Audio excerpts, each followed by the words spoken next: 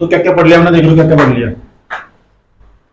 हमने पढ़ लिया गरीबी का दुष्चक्र, विशियस पॉवर्टी ऑफ साइकिल, ठीक। और तुमने जाना मैंने कहा पूरा इकोनॉमिक्स का सिलेबस। अब कुछ भी पढ़ोगे ना सब कुछ रिलेट कर दो, सब कुछ इकोनॉमिक्स से रिलेटेड कुछ भी पढ़ने वाले हो ना, बस बैंक वाला चैप्टर छोड़ो, ठीक, वो एक अलग हिस्सा। कुछ भी पढ़ने वाले होगे सब इस सर्कल के आसपास रहना, ठीक। मैंने कहा जो हमारा देश है ना अभी इस सर्कल में फंसा हुआ, सर्कल का ना तो कोई बिगिनिंग पॉइंट होता ना कोई एंडिंग पॉइंट होता। ये कहां से शुरुआत करें, जहां से चलेंगे वहीं आकर रुक जाएंगे। गरीब देशों के पास समस्या क्या, समस्या गरीब देशों के पास ये समस्या उनका ना उत्पादन कम है, उनका प्रोडक्शन कम है। जो उनका उत्पादन ही कम नहीं है, उत्पादन करने की क्षमता भी कम है। देख लो क्या हाल है इंडिया का, 3000 पर केजी।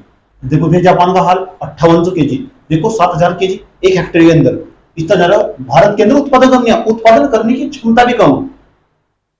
जब उत्पादन कम होगा तो उत्पादन होगा तो फिर राष्ट्रीय आय भी कम होगी, और राष्ट्रीय आय जब कम होगी तो फिर प्रति व्यक्ति आय भी कम होगी। अंदाजा लगाया इंडिया के अंदर पर कैपिटल इनकम $1800 लगभग, वो 1800 डॉलर।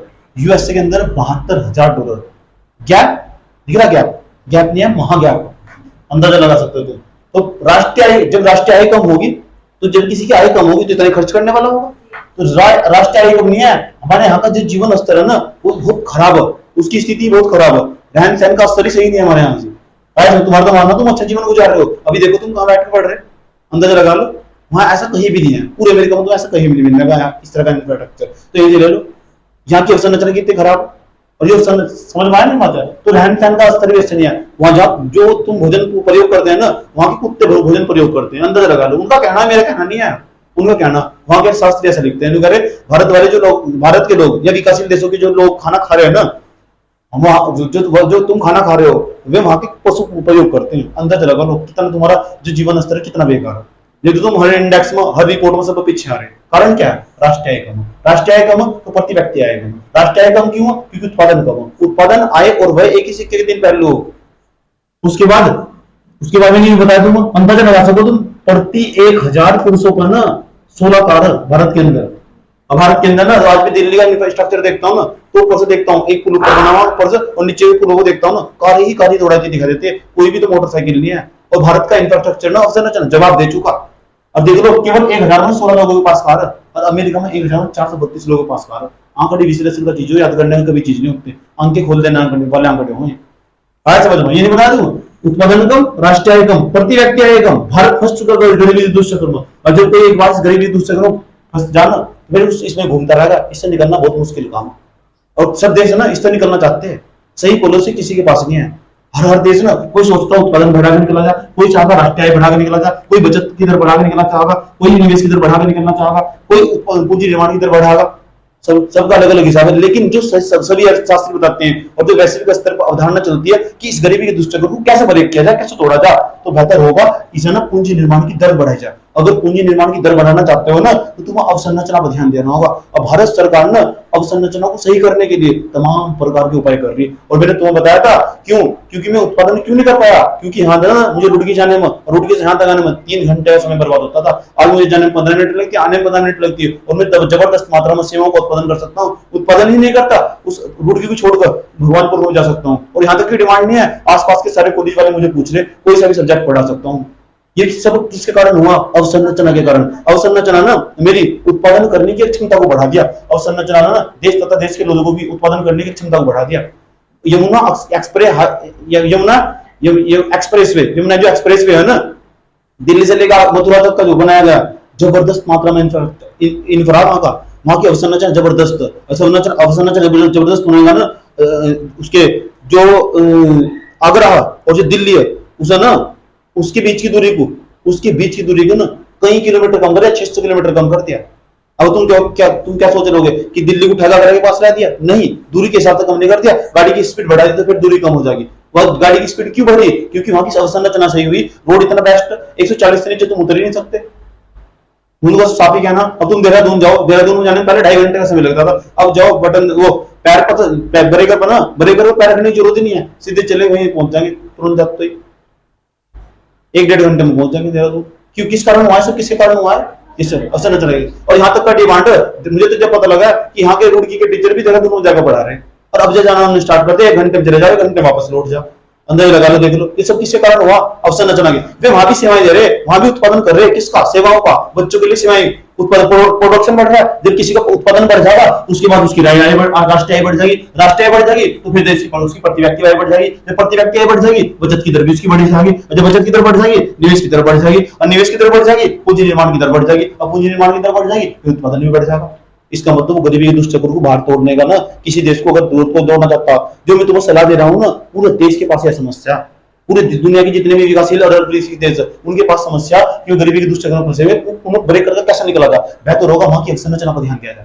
इसलिए जो अटल बिहारी वाजपेयी ने वे नारा देके चले थे साइन इंडिया का, उन्होंने ना अपने नाम से ग्रामीण रोजगार जो गांव क्षेत्र में सड़क वो भी बेहतरीन होनी चाहिए।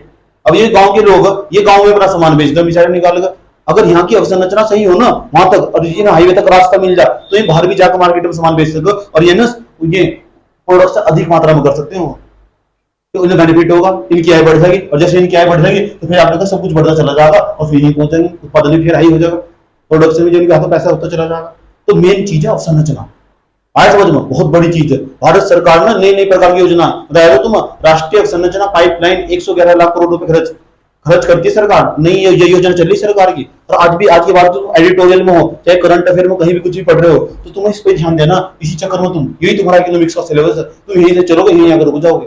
बस इसे तुम्हें तोड़ना होगा। अगर जिन अवसंरचना पर ध्यान दिया ना जिस सरकार ने, ये समझ जाओ इसे गरीबी की दुष्चक्र बाहर निकला जा सकता। इसे सरकार जो भी कुछ कर रही है ना अवसंरचना पर ध्यान दे रही। अब भारत अभी तुम्हारे गांव में क्या हो रहा है, पाइपलाइन बिछ रही, यहाँ की अवसंरचना बिगड़ गई, जो ना यहाँ के लोगों की उत्पादन करने की क्षमता को प्रभावित करता है। तो जो तुम यहाँ देखोगे ना वही तुम देश स्तर पर देख लो।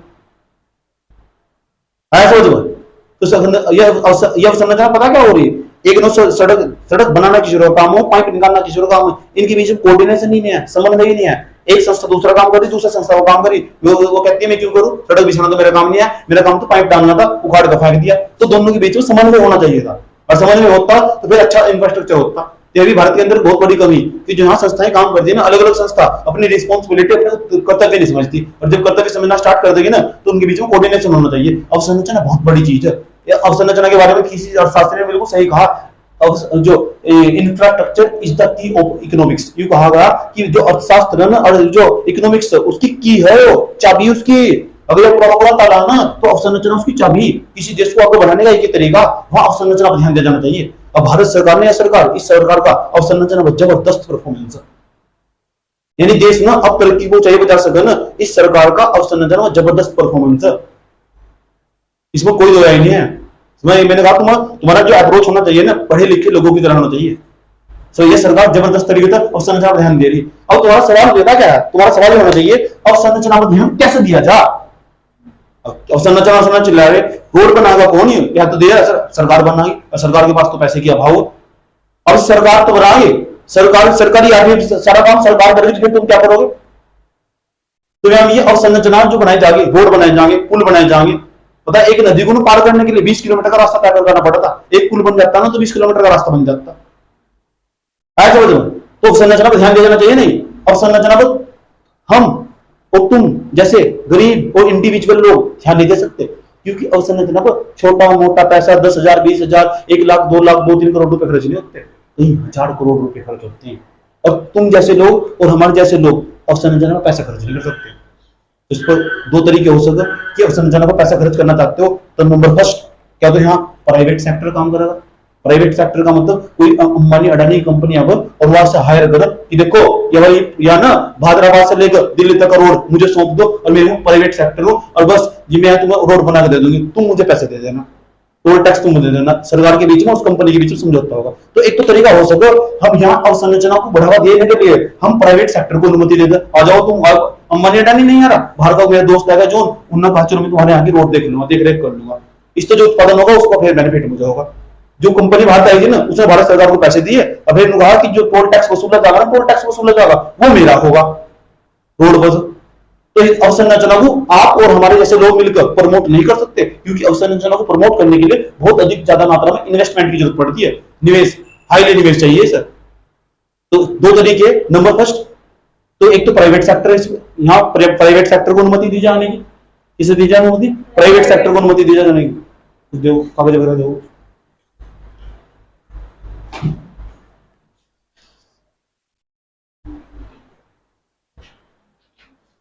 देखो यार कुछ नहीं।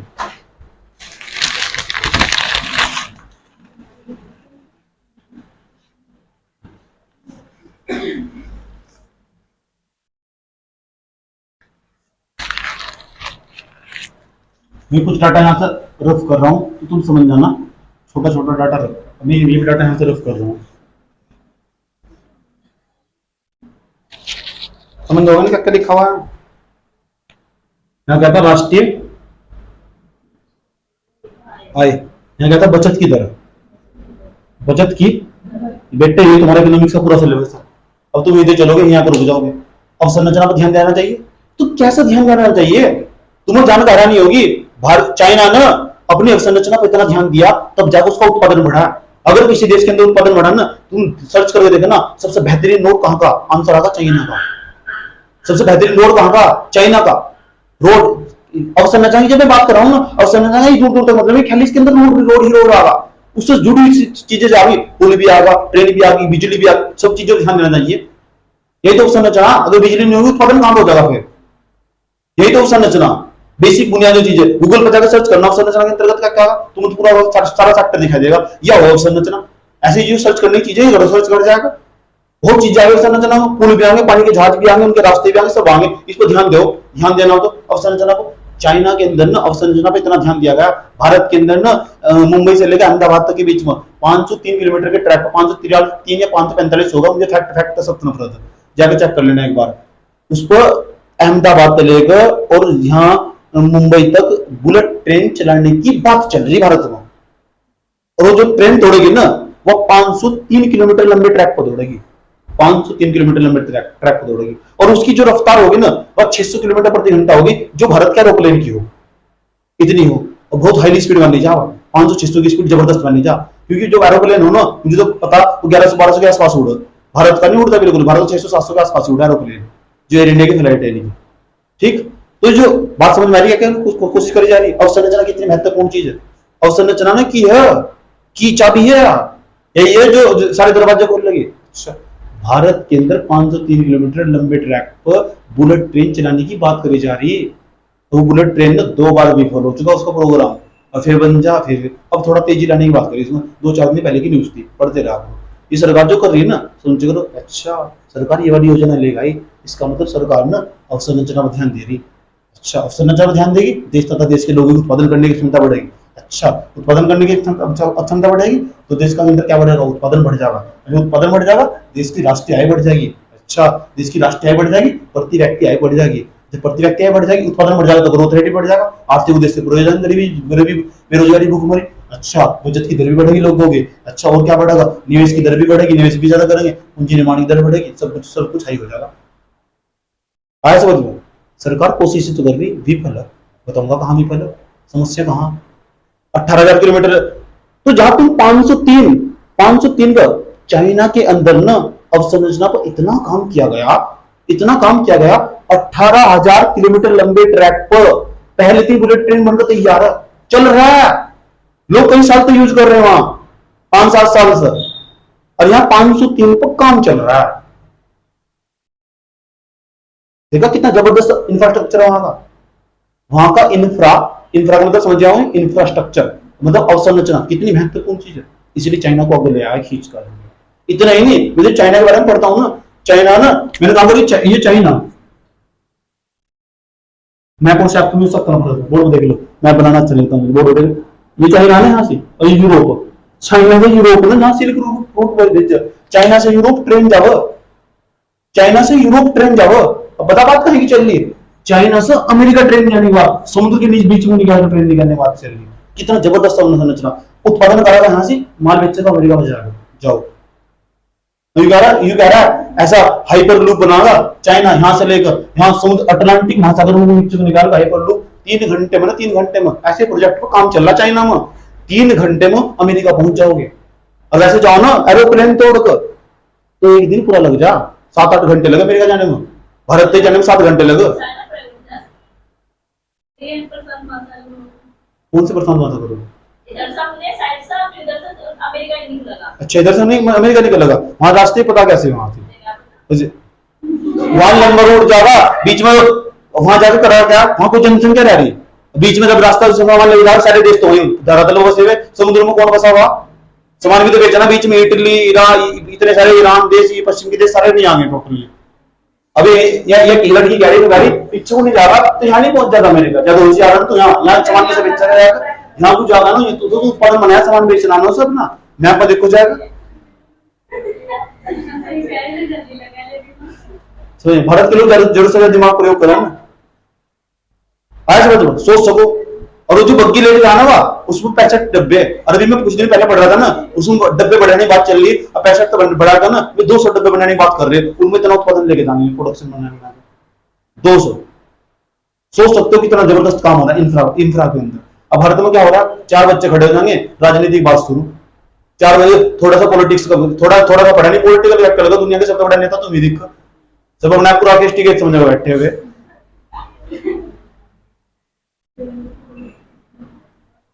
तो यहाँ तो भारत में पता क्या हो, भारत के अंदर मौजूद है रूढ़िवादिताएं, और रूढ़िवादिता का मतलब पता क्या हो, भारत के लोग कभी बदलना नहीं चाहते अपना, यह कठिन है। समझ बात है, वे जैसे 5 साल पहले थे, 5 साल बाद वैसे रहना चाहते हो, अगले 5 साल बाद वैसे रहना चाहते हैं। यही कारण ना उनके यहाँ कभी प्रोडक्शन पर ध्यान दिया ही नहीं जाता बिल्कुल। ये उनके यहाँ ना अलग ही प्रकार की गरीबी पैदा भारत में, उसे बोलते हैं मानसिक गरीबी। और इसका ना पता क्या, इसका इलाज भी ना फिर मानसिक तरीके से ही हो, वैसे नहीं होता इसका इलाज। आया समझ में? और मानसिक गरीबी निकालने के लिए लगभग 100 साल का समय लगेगा। कितने का? 100 साल का। मैंने कहा ना, अगर किसी के खाने में जहर घोल दो ना, उसका इलाज है। अगर किसी के कान में जहर घोल दिया, उसका इलाज नहीं है।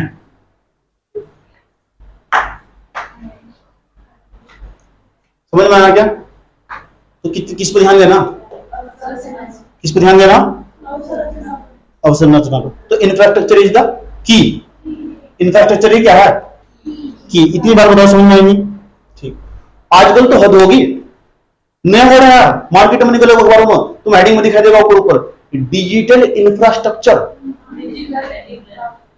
एंड अमेजन वाला, ठीक, टोमाटो वाला होगा, होता नहीं क्या इस तरह आगा तुम? अरे होते नहीं क्या ये टोमाटो वाले नए आ रहे आजकल? अच्छा, जोमेटो जो भी होगा यार, मुझे तो जानकारी नहीं है। अच्छा जी, तुमने सोचा ये नई कंपनी है, अलीबाबा वाले होंगे, अलीबाबा सुनो, चीन का होगा, उसके बाद बहुत सारी कंपनियां। ये आजकल पता क्या हुआ, मैं तो देख रहा ना, अब शहरों में ना डिमांड हो गोश्तों की सर्दियों में। हाँ, एक जो उपले ना, उपले बोल लो, अमेजन में जाकर सर्च करोगे ना, 4 उपले 100 रुपए के, 4 उपले 100 रुपए के, मैं सर्च कर रहा था, 4-5 उपले गोश्त। अच्छा, रात की भी हो रही है डिमांड जी। तो भारत की जो चीज है ना, उनका बहुत डिमांड है सारे क्षेत्र में, भारत ग्रामीण क्षेत्र में। हाँ, तो जहाँ पहले हमें सामान लेने के लिए मार्केट में जाना पड़ता था ना, तो तुम जाने की जरूरत नहीं है। अब डिजिटल इंफ्रास्ट्रक्चर काम कर रहा है, घर बैठे बैठे ही काम हो रहा है तुम्हारा। बटन एक बटन इधर दबाया, एक इधर दबाया, और ये ऑर्डर करा, ये हरे रंग का था, ये काले रंग का था, ये मेरा चश्मा है आराम से। तो नया, अभी एक नया संरचना आई है, इसे बोलते हैं डिजिटल इंफ्रास्ट्रक्चर। तुम ये भी दे सकते हो, जो तुम्हारा प्रोडक्ट आ रहा है कहां तक आ चुका है, उसे ट्रेस भी कर सकते हो तुम, और इस दिन तक यहाँ इस डेट में इस समय तक पहुंचा वह कितने जबरदस्त तरीके से काम हो रहा है। तो आजकल एक नई संरचना है डिजिटल इंफ्रास्ट्रक्चर। अगर जिस देश के अंदर डिजिटल इंफ्रास्ट्रक्चर सही होगा, तो मैंने बताया इंफ्रास्ट्रक्चर इज द की। अवसंरचना ना जो अर्थव्यवस्था उसकी चाबी। अवसंरचना कोई सी भी हो, डिजिटल इंफ्रास्ट्रक्चर को भी सरकार को ध्यान देना चाहिए, क्योंकि अब इसका ही जमाना आ चुका। आया समझ में? इसे भी नए सब बातें रहते हैं, बस इतनी बात याद रखना है अवसंरचना। जब तक अवसंरचना पर ध्यान नहीं दोगे, तब तक देश और देश के लोगों की उत्पादन करने की क्षमता नहीं बढ़ेगी। जब तक देश के लोगों की उत्पादन करने की क्षमता नहीं बढ़ेगी, पूंजी निर्माण की दर नहीं बढ़ेगी। जब तक ये नहीं बढ़ेगी, तब तक निवेश नहीं बढ़ेगा, आज में तब तक बचत की दर नहीं बढ़ेगी, तब तक राष्ट्रीय आय नहीं बढ़ेगी, प्रति व्यक्ति आय पर कोई प्रभाव नहीं पड़ेगा, अर्थात राष्ट्रीय आय नीचे की नीचे ही रहेगी। हम ऐसे कह सकते हैं, कुल मिलाकर उत्पादन कोई प्रभाव नहीं पड़ने का, ना के बराबर रहेगा। जहां तक चले तो वहीं आकर रुक गए नहीं। आज मैंने कहा था इस एक खास बात है, जहां से चलोगे वहीं आकर रुक जाओगे लास्ट में। ठीक, और कुछ नहीं समझ में आ रहा होगा, ये तो समझ में आ रहा है, यहाँ तक चलो यहीं आकर रुक जाओ। है ये अच्छा सब्जेक्ट, घूम फिर कर ऐसा करोगे तो ऐसा होगा, ऐसा करोगे ऐसा होगा, लास्ट में जाके खुद ही प्रभावित होगा।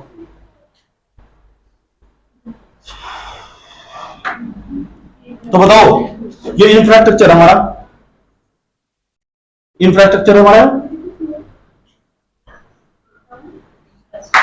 ठीक। तो जो हमारी अवसंरचना, इसमें ना आप जैसे लोग, आप हुए या हम हुए, हम भी तो बहुत गरीब ही, आप हुए हम हुए, ठीक, इसे प्रमोट नहीं कर सकते, इसे क्यों नहीं कर सकते? क्योंकि इसमें निवेश की मात्रा बहुत चाहिए होती है। पता लग रहा है 5,000 करोड़ का प्रोजेक्ट हम ना और तुम सब मिलकर अपने घर की सारी संपत्ति बेचोगे ना, तब भी 5,000 करोड़ इकट्ठा नहीं होने के। इसलिए हम और आप जैसे लोग इसको मिलकर प्रमोट नहीं कर सकते, क्योंकि अवसंरचना पर ध्यान देना चाहते हो तो वहां निवेश की जरूरत होगी। अब वो निवेश पर ध्यान कौन देगा? दो तरीके, एक तो बाहर से कोई मेरा दोस्त आता हो, जॉन, उसे बुलाया जा, आया तो सुनने ध्यान लगा। नंबर, इसके दो तरीके अवसंरचना तुम ध्यान देना चाहते हो। नंबर एक तो प्राइवेट सेक्टर, कौन सा सेक्टर? और एक गवर्नमेंट, ये दोनों ध्यान देंगे। अब बताओ, जब भारत देश आजाद हुआ था तो प्राइवेट सेक्टर, तो जो भारत के लोग, क्या भारत के अंदर प्राइवेट लोग, जो निजी लोग ऐसे रहे होंगे, इतने मजबूत रहे होंगे कि भारत की अवसंरचना में निवेश कर सके? जब भारत देश आजाद हुआ तो भारत के अंदर कुछ ऐसे लोग रहे होंगे, अंबानी अडानी जैसे लोग खड़े रहे होंगे कि भारत के अंदर इतनी जबरदस्त मात्रा में पैसा निवेश कर सके? नहीं रहे होंगे ना। तो भारत सरकार ने जो इस तरह के सेक्टर होंगे, इस तरह के जो क्षेत्र होंगे, अवसंरचना ध्यान देने वाले क्षेत्र, वहां सरकार ने ध्यान दिया होगा कि प्राइवेट सेक्टर ने। इसलिए 1991 तक सरकार ने ध्यान दिया, और इस सरकार का एक प्रकार का डिसएडवांटेज है, आया समझ में। और सारी चीज टोटल सरकारी रही, टोटल सारी चीज सरकारी रही, और यही कारण सरकार पर बोझ ही बोझ बढ़ता चला गया।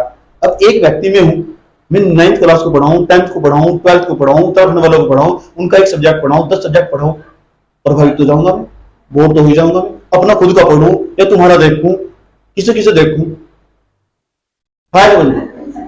अकेला इंसान क्या कर सकेगा? बोर हो जाएगा। फिर आसपास की कुछ खुद की भी समस्याएं, पर्सनल प्रॉब्लम हो, फिर बॉडी से संबंधित तमाम प्रकार की समस्याएं उत्पन्न हो, तो एक इंसान कहां तक कर सके? यानी प्रेशर है कि नहीं है? हो सकता हो कि मैं दो टीचर बाहर से बुलाऊं और उन्हें पैसे दूं, ठीक, और उन्हें अपना सेंटर चलता रहता, कुछ कमीशन मिलेगा, तो मुझे रिलीफ मिल सकता, नहीं मिल सकता। तो 2-3 टीचर को मैंने हायर कर लिया, हायर करके रख लिया, मैंने कहा ठीक है तुम यहाँ पढ़ाओ, ऐसा तो हो सका। मुझे रिलीफ मिल जाएगा और कुछ सर्टेन अमाउंट तो दे जाएगा, कुछ मुझे मिल जाएगा। जो मेरे साथ होगा ना, वही सरकार के साथ होना चाहिए। अब सरकार इस पे तो ध्यान दे रही, जहां 1991 सारे क्षेत्र थे ना सरकार के पास थे, अब सरकार क्या कह रही है? हमने इस रोड का, यहाँ रोड NHAI काम कर दी थी। अब बोर्ड पता कहीं मिलने लगे हुए, अब मिलो प्राइवेट कंपनी के बोर्ड लगे हुए, ठीक। जब तुम सामने जाओगे ना, लिखा रहता, पता क्या लिखा रहता? मोड़ोगे, कोई खड्डा खुद रहा है वहां, या कोई खंबा बढ़ रहा है, या कोई रास्ते में कोई पुल बनाया जा रहा है, एक ही बोर्ड लगा मिला था। 2 साल पहले भी वही बोर्ड, 2 साल बाद भी वही बोर्ड लगा हुआ। क्या लिखा हुआ था? कार्य प्रगति पर है, देखकर चले। ऐसा क्या लिखा रहा था? कार्य प्रगति पर देखकर चले। मैं भी देख कर बोर होगा, क्यों? सरकारी चीज में ना आड़कस बहुत जरूर होता है। कोई देखने नहीं आता अधिकारी, और जो देखने आता तो फिर वो रिस्पॉन्सिबिलिटी नहीं समझता, अपनी जिम्मेदारी नहीं समझता। सरकारी काम का मतलब इंसान समझता, एक तरफ तो बोलेंगे सरकारी, और दूसरी तरफ दिमाग में आ जाएगा मुफ्त, ऑटोमेटिक रहेगा मुफ्त, ठीक। तो इसलिए सरकार ने ध्यान दिया। अब सरकार ना, तो अब ये बताओ, तो यहाँ जो गवर्नमेंट रही होगी, तो गवर्नमेंट के पास तो संसाधन मौजूद थे, तो इस अवसंरचना को सरकार ने खर्च करा पहले 1991 से पहले। और हम कोई बाहर का इन्वेस्टर आ गया, यहाँ अनुमति नहीं आती कि भारत के अंदर आ जा और अवसंरचना पर खर्च कर दो। तो 1991 तक जो प्राइवेट सेक्टर है, उनकी हालत क्या रही होगी? तो भारत के अंदर तो कोई ऐसा मजबूत व्यक्ति नहीं रहा होगा जिसने भारत की अवसंरचना को बल देता। आज तो मौजूद हो, लेकिन तुम्हें खुश होना चाहिए, लेकिन तुम दुखी हो। अंबानी अडानी का नाम सुनकर, अंबानी अडानी की जो कंपनी, अंबानी कंपनी ना, जियो रिलायंस, वह भारत की मार्केट में ना, भारत की मार्केट तक बाहर निकल कर भी वह वैश्विक जो कंपनियां उसे भी टक्कर दे रही है। तो तुम्हें इस बात की खुशी होनी चाहिए कि भारत की कंपनी ना बाहर की कंपनी में टक्कर दे रही है। अभी तो जानकारी, सूक्ष्म जानकारी किसी को है नहीं, आया समझ लो। लेकिन रावत हमने तो चार्ज बढ़ेगा 699 का होगा। बात समझ में आया? तो बताओ, अवसंरचना पर ध्यान देना चाहिए नहीं? अवसंरचना पर ध्यान देने के लिए तुम प्रमोट कर सकते हो सर? नहीं कर सकते ना। क्यों नहीं कर सकते? क्योंकि इसमें निवेश की मात्रा बहुत अधिक हो। जिसमें निवेश की मात्रा बहुत अधिक हो ना, तो उसमें प्राइवेट सेक्टर काम करेगा या गवर्नमेंट सेक्टर काम करेगा? तो जब हम भारत देश आजाद हुआ था, तो जो प्राइवेट सेक्टर की स्थिति इतनी मजबूत रही होगी क्या कि भारत की अवसंरचना के अंदर निवेश कर दो, रही होगी? तो फिर जो गवर्नमेंट सेक्टर ने पूरा ध्यान दिया होगा, वर्ष 1991 से पहले हमारा यही हाल था। और वर्ष 1991 के बाद हमने प्राइवेट सेक्टर को आने की अनुमति दी, तब जाकर यहाँ संरचना में ध्यान दिया गया। अब देखो आज का जो संरचना, अब तुम बाहर निकल के जाओगे ना, जैसे भादराबाद और रूट की तरफ इधर साइड से निकलोगे तो जबरदस्त अवसंरचना हो चुकी। रूट तुम देखो ना, बाहर निकलोगे देखो कुछ बदला ना बदला, रोड तो बदल गए। समझ में, इस सरकार का जबरदस्त परफॉर्मेंस है पिछले 5-7 साल के दौरान। पिछली जो सरकार थी ना, गांव में लाइट नहीं आती, और आज भी मैं सुनता हूँ ना, कहीं सुनता हूँ फोन करके, अपने दोस्तों के यहाँ फोन करता हूँ, मैंने कहा कहाँ से बोल रहा है, कहने लगा यूपी से बोल रहा है। मैंने कहा ये कहाँ पढ़े हो, कौन सी जिले से बोल रहा है, अगर बेतिया डिस्ट्रिक्ट के पास पढ़े हो और उसके पास तुम बोल रहा हूँ और उसके पास मेरा घर है। मैंने कहा क्या हुआ, हमारे यहाँ ना एक हफ्ता दिन में लाइट आवे, एक हफ्ता रात को लाइट आवे। सोच लो भारत में क्या स्थिति है, एक हफ्ता दिन को लाइट आए, एक हफ्ता रात को। यूपी में कुछ आज भी कुछ ऐसे गाँव, ठीक। एक मेरी स्टूडेंट थी झारखंड की, तो मैंने एक बार पढ़ाया था ऑनलाइन, तो उसने मुझे फोन करा, सर हमारे यहाँ ना जो लाइट है वो आती है झारखंड में, उससे बुरी स्थिति, लाइट ही नहीं आती हमारे यहाँ। मैंने कहा लाइट नहीं है, तुम कैसे कैसे यूज करते हो? सर मैं पड़ोस के 2 गांव हो जाती है, और 2 गांव हो जाती है, अभी तक वहां तक लाइन आई और मेरे गांव तक लाइन नहीं है बिजली की, और वहां तक मोबाइल फोन कर चार्ज करके लेते आते हैं, और हाई बैटरी पिकअप वाला मोबाइल फोन लेते हैं। सोच सकते कितनी बुरी हालत है। मैंने कहा तुम तो बहुत मेहनत करते हो किधर, तो ये बताओ वो लड़की यूपीएससी की तैयारी कर लेगी, यूपीएससी तैयारी कर लेगी क्या, और करने लगी तो कितनी बार झेलनी पड़ेगी। और तुम्हारे पास तो सब चीज मौजूद है, एक चीज की कमी लगानी भाई यार नहीं हमारे पास।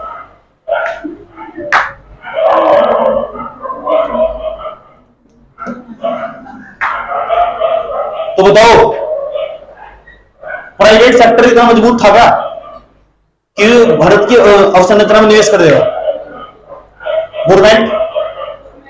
एक सवाल पूछता हूं, आज प्राइवेट सेक्टर इतना मजबूत है क्या कि जो भारत की संरचना में निवेश कर देगा?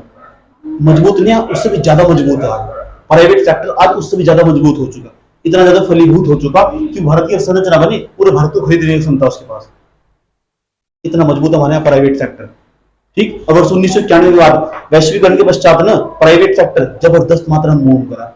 मैंने कहा दुनिया भारत के अंदर 5% लोगों की संपत्ति इतनी बड़ी जितनी 95% लोगों की संपत्ति नहीं बढ़ी। वे 5% लोग ना प्राइवेट सेक्टर में आ गए, हमें पूरे भारत को खरीदने की क्षमता। अब भारत के 5% लोगों के पास ना इतना पैसा, 95% लोग ना, अगर 5% लोगों को पैसे छीन कर 95% लोगों को बांट दिया जाए तो ये भारत के लोगों ना 95% लोगों इन्हें 20 साल तक कोई काम ना करना पड़े। आज 20 साल तो कुछ भी काम ना करना पड़ो और बैठे बैठे खाओगे, इतना पैसा 5% लोगों के पास मौजूद है, ठीक। प्राइवेट सेक्टर इतना मजबूत है, पता लगा प्राइवेट सेक्टर कितना मजबूत है, आंकड़े यहाँ काम आने वाले हैं। सुबह एक बात है, वो सब्जेक्ट ही है, पढ़ने के बाद जो तुम्हारे दिल में हो ललक न उठे, और जो तुम एडिटोरियल पढ़ते खुदरा जोड़ते चले जाओ, अच्छा यहाँ पॉइंट सरकार ये वाली योजना बनाई, अच्छा सरकार मुझे लगा इस योजना को बनाकर ना अवसंरचना पर ध्यान देना चाह रही है। अच्छा सरकार ना बचत का मतलब बैंक में कुछ काम करेंगे तो बचत में चला जाएगा, बैंक यहीं पे निकल जाएगा। नहीं तो मैं पढ़ाऊंगा ना, यहाँ से बैंक निकाल दूंगा पूरा का पूरा, बैंक इस तरह काम करा, देखो यहीं से निकाल दूंगा पूरा का पूरा इसमें। अच्छा सरकार निवेश की दर को बढ़ाना चाह रही है, अच्छा निवेश बढ़ जाएगा ना तो फिर अवसंरचना पर ध्यान दिया जाएगा। जब निवेश बढ़ जाएगा तो पूंजी लोग तथा देश के लोगों की उत्पादन करने की क्षमता बढ़ जाएगी। जब क्षमता बढ़ जाएगी ना तो पूंजी निर्माण की दर बढ़ जाएगी, उत्पादन बढ़ जाएगा, और सब चीज खुद ब खुद बढ़ती चली जाएगी, ऑटोमेटिकली खुद बढ़ जाएगा, गरीबी दुष्चक्र तो बाहर निकला जा सके, ठीक। तो तुम्हारे पास कोई दूसरा आइडिया हो कि तुम्हें पता कि इस गरीबी के दुष्चक्र से कैसे बाहर निकलना, कि राष्ट्रीय आय को बढ़ा के बाहर निकल लो, तो अलग अलग देश ऐसे करो।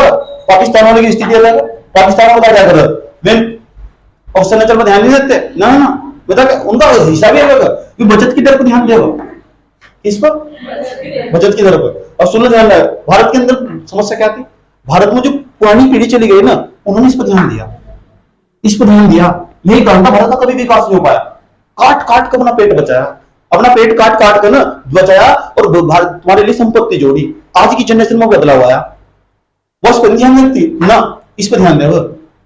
20 रुपए कमाएंगे, 20 रुपए खाएंगे, 20 रुपए कमाएंगे और 20 ही खाएंगे। अभी क्या करते थे पहले, 20 रुपए कमाएंगे, 2 रुपए खर्च करेंगे, 18 रुपए बचाएंगे। और आज भी देख लो तुम, पुरानी सोच के बारे में कहते थे मम्मी कहाँ जी रहे, अब तक 2022 चल रहा है। अच्छा तुम्हें ये पूछना चाहता हूँ, तुम सुन लो चुप हो जाओ, मैं ये पूछना सवाल पूछना चाहता हूँ तुम, वे पुराने आदमी सही थे कि गलत थे? सवाल तो सुनो पहले। तुम्हारे पास पूर्वजों की संपत्ति, ठीक, और तुम्हारी सोच कैसी है, 10 रुपए कमाओगे 10 खर्च कर दोगे, ठीक, क्योंकि तुम्हें पता क्या अब तक कल होना हो कि मूवी ऐसी बनाई जाए, समझ में। ठीक, जब मैं मूवी का नाम सुनता हूँ ना तो भारत की ना वर्तमान स्थिति को प्रदर्शित करती है। मूवी का नाम है जिंदगी न मिलेगी दोबारा। ऐसे समझ लो, सोच लो क्या हाल है। ये किस बात को इशारा कर रही, नई जनरेशन की ओर इशारा कर रही। अब पुरानी मूवी का नाम उठाकर देख लो तो मूवी भी इसी स्टाइल से बनाई जा, उस समय की स्थिति को प्रदर्शित कर रही। 1991 से पहले मूवी देखो कोई उठाकर, क्या लिखा हुआ, अंधा कानून। पाकिस्तान अंधा कानून, अंधा तो पहले थे। बताओ, तो पुराने आदमी सही थे गलत थे? पुराने आदमी ने काट काट कर अपना पेट नहीं भरा, 2 रुपए तक बचाए, अपने नए कपड़े नहीं खरीदते। अब आज की जनरेशन 5,000 हाथ में है नहीं, बाद में जाकर जोड़ा, अपने खर्चे जोड़ लिए, 10 रुपए का कुंडल खरीद दूंगी, ऐसे समझ में बात है। बेल 16 सिंगार खरीद दूंगी 4,000 रुपए का, टोटल अमाउंट बैठेगा, जोड़ कर बैठेगा 8,000 रुपए का। बेबी को फोन लगागी, बेबी 2,000 की कमी पड़ेगी, ऐसे समझ में। तो फिर क्या होगा? तो आज की जनरेशन है किसकी? उसके साथ लड़ाई करो बैठी हुई, फिर आधार कार्ड का मुंह बना के सुन, मैं भी सुन लो, ध्यान लगा बात। ये तो चल रहा है आज की जनरेशन है। कौन सी जनरेशन है? तो आज की जनरेशन में बदलाव आया नहीं है। हर अगले वाला जनरेशन पुराने वाले जनरेशन तो ज्यादा खतरनाक है। तो मैं तुमसे पूछना चाहता हूं कि आज की जनरेशन सही थी या पुरानी जनरेशन सही थी? तुम्हारा सवाल है।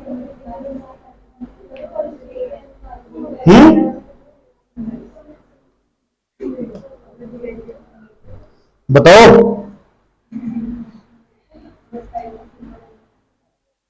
आज की जनरेशन सही थी, पुरानी जनरेशन सही थी? आज तो बचत होना भी चाहिए अपने पास। बचत होना चाहिए, कुछ इमरजेंसी आंकड़ा भी करा कोई बात नहीं। अभी मैं एक उदाहरण दूंगा, उसके बाद तुम्हारे स्टेटमेंट चेंज होंगे। ठीक, एक मैं उदाहरण दूंगा, उसके बाद तुम्हारे स्टेटमेंट चेंज होंगे। क्या तो सुनना अच्छे तरीके से। पहले ये बताओ मुझे, एक तुम्हारे पास प्राइवेट सेक्टर है, एक हमारे पास गवर्नमेंट सेक्टर है। तुमने देख लिया जब देश आजाद हुआ ना, तो प्राइवेट सेक्टर के पास इतनी क्षमता नहीं आती कि भारत की संरचना वहां का निवेश कर सके। लेकिन आज है ना उसके पास। क्या हम बाहर के जो लोग थे उन्हें आने की अनुमति दे देते? 1951 में हम 1951 की बात बता रहा हूँ, देश आजाद हुआ था। बाहर के जो इन्वेस्टर थे, बाहर के जो विदेशी निवेशक थे, उन्हें आने की अनुमति दे देते क्या? उनको तो हमने छुटकारा ही पाया था। आया समझ में ये बात? हमने तो इकोनॉमी गेट बंद कर ली। मैंने कहा नहीं यहाँ मत आना राजू। ठीक, राजू नहीं, जोन। तो जोन यहाँ आ नहीं सकता था, जोन आ नहीं सकता था। जोन मतलब बाहर का इन्वेस्टर, और राजू के पास पैसा नहीं आता। क्या कहा? राजू के पास होंगे ना, जो भारत के घरेलू उद्योग थे ना, भारत के घरेलू उद्योग थे या निजी क्षेत्र था, उनके पास इतना पैसा नहीं आता। तो फिर अवसंरचना निवेश हो क्या सर? तो कहा जाता है, रिपोर्ट पता क्या आ रहा, जोन को आने की अनुमति नहीं दे सकते। जोन पे एक बार नहीं कई बार विश्वास तोड़ा जोन के जो पूर्वज थे ना, पता कितना पैसे लूट कर ले गए। मैंने जोन को फोन लगाया, तेरे पूर्वज ना $45 ट्रिलियन पैसा लूट कर ले गए, जो भारत के 20 साल के लिए बराबर है लगभग इकोनॉमी के। आज के $2.9 ट्रिलियन की इकोनॉमी हमारी लगभग अभी, वो भारत के लिए लगभग 20 साल के लिए बराबर है। इतना पैसा तेरे पूर्वज लूट कर ले गए। 1991 से पहले हमारे यहाँ गुजरने की जरूरत नहीं है तुझे। कितना पैसा लूट कर ले गए? $45 ट्रिलियन, भारत के 20 साल के लिए पर्याप्त लगभग। कितनी? 20 साल के लिए इतना पैसा लूट कर ले गए। अब तो इनको तो विश्वास नहीं रहा है नहीं, जो विदेशी लोग थे उनको तो विश्वास नहीं रहा। अब भारत के जो निजी क्षेत्र वे इतने सक्षम नहीं है कि भारत की अवसंरचना में निवेश कर सका। तो फिर अवसंरचना में किसने ध्यान दिया होगा? गवर्नमेंट। तो गवर्नमेंट ने ध्यान दिया अवसंरचना में। ठीक, अब तुम्हारा क्या मानना कि सरकार को ध्यान देना चाहिए अवसंरचना पर या फिर प्राइवेट सेक्टर को ध्यान देना चाहिए?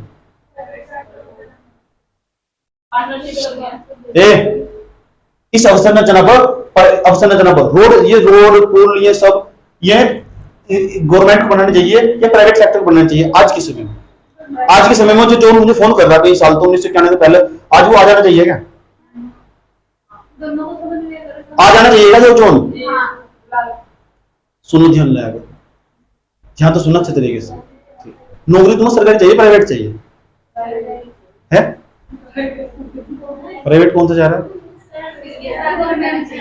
तो यहाँ तो जा, यहाँ काम करो। प्राइवेट नौकरी प्राइवेट चाहिए सरकारी? नौकरी प्राइवेट चाहिए सरकारी चाहिए? फिर हॉस्पिटल ही वाली का बच्चा सरकारी नौकरी प्राइवेट चाहिए सरकारी चाहिए?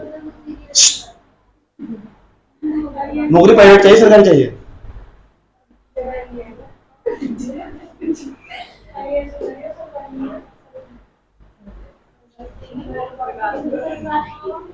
नौकरी सरकारी चाहिए।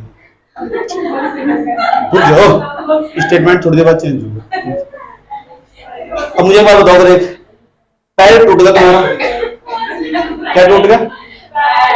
पैर टूट गया। ये तो तुम गाँव गाँव में भी सुन लो किसी भी, और ये तो इकोनॉमी हो रहा है, क्या इकोनॉमी? पैर टूट गया तुम्हारा, जैसे तुम्हारा पैर टूट गया, अब बताओ हॉस्पिटल सरकारी चाहिए या प्राइवेट चाहिए? अच्छा, क्यों? अब ये तो तुम्हें पता लगा कि हॉस्पिटल प्राइवेट चाहिए। अब मेरा अगला सवाल है कि हॉस्पिटल प्राइवेट क्यों चाहिए? क्या ये कौन सर? इसमें क्या ज्यादा सुविधा है? सही है, पक्की बात है। अच्छा, फैसिलिटी अच्छी हो तो इसका मतलब अगर ये गवर्नमेंट अगर यहाँ अवसंरचना का निवेश करेगी तो प्राइवेट सेक्टर अच्छा निवेश करेंगे या गवर्नमेंट अच्छा निवेश करेगी?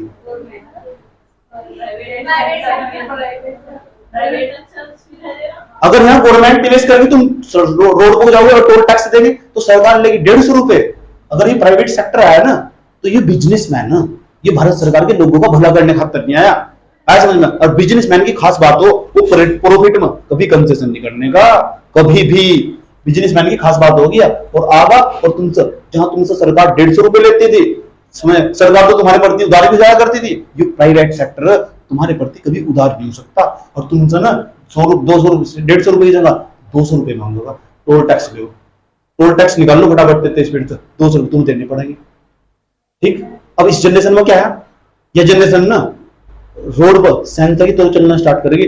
टोल टैक्स देने के लिए आज तैयार है। इनका मानना कि हमारा समय बचना चाहिए, आज की जनरेशन का ये मूल मंत्र। इसके लिए समय महत्वपूर्ण। तुम पता क्या सोचते होंगे, तुम एडिटोरियल करते होंगे या तुम्हारा काम ज्यादा होता, 3-4 घंटे और फालतू हुआ करते, दिन में मजा रहता। समझ लो, इस तो पता चला आज की जनरेशन के लिए समय महत्वपूर्ण है। समझ, और वो मूल्य चुकाने के लिए तैयार है। ये मूल्य चुकाने के लिए तैयार है ना, तो बेहतर होगा कि मैंने जो मेरा दोस्त है ना जॉन, वो उसको बुलाओ और भारत की संरचना के अंदर निवेश करवाओ। और निवेश करवाओ ना तो सुविधाएं अच्छी मिलेगी, और वही तो चाहिए ना, और क्या चाहिए? इसका मतलब ये बताऊं मुझे, तो जितने भी अस्पताल है सारे के सारे ये प्राइवेट होने चाहिए सरकारी होने चाहिए? तो सरकार भी तो ये कर रही। तो जितने बैंक हो, तुम अच्छी सुविधाएं चाहिए बैंकों में अच्छी सुविधाएं चाहिए, तुम्हें अच्छा फैन चाहिए, एसी चाहिए, तुम्हें जब तक तुम्हें भीड़ ना मिलनी चाहिए, जब तक तुम्हारा नंबर आना चाहिए, तो बैंक प्राइवेट होना चाहिए सरकारी होना चाहिए? और सरकारी भी तो यही कर रही। और तुम कह रहे हो, तुम अभी उत्तर दे रहे हो मुंह से, और तुम बाहर निकल कर अंधों की तरह जाकर सरकार के खिलाफ, सरकार ने सारी नौकरी प्राइवेट कर दी। और अभी तो अपने मुंह से तुम उत्तर खुद दे रहे बैठे हुए।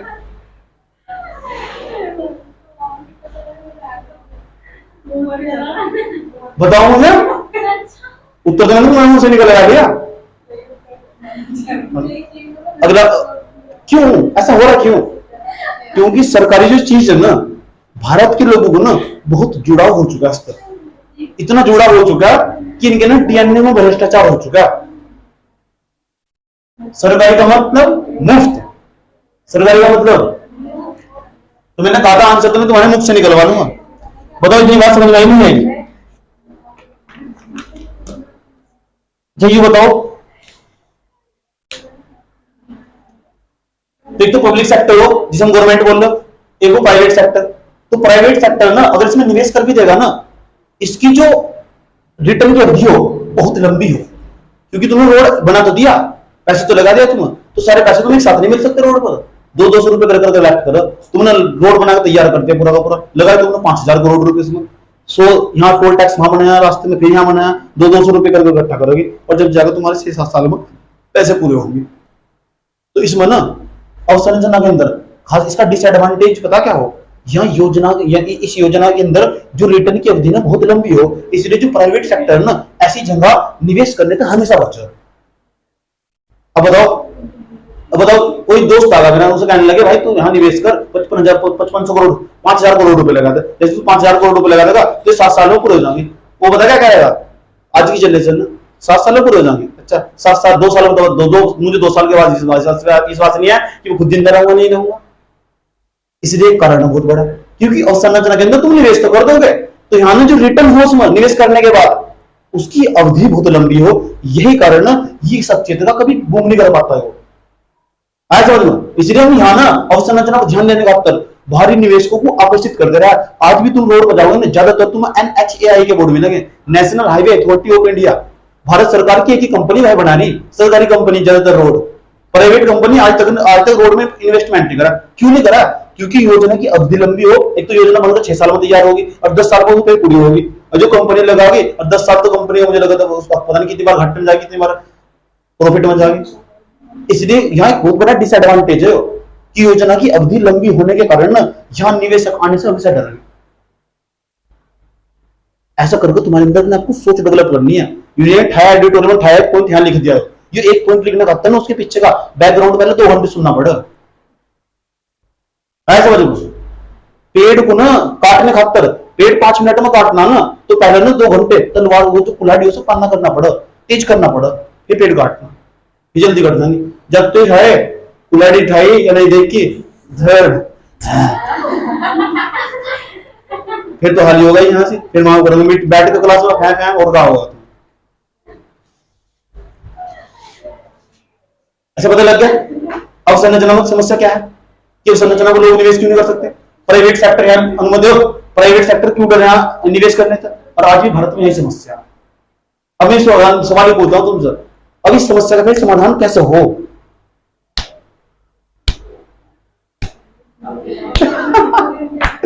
ये समस्या तो पता लग गई ना क्या है, मतलब यहाँ प्राइवेट जो सेक्टर आगा वो निवेश करने तो बचेगा नहीं बचेगा हमेशा। तो भारत सरकार को कोई ऐसी स्कीम लागू करनी चाहिए कि अवसंरचना में ना निवेशकों को आकर्षित करा जा सके और उसमें विश्वास दिलाया जा सके।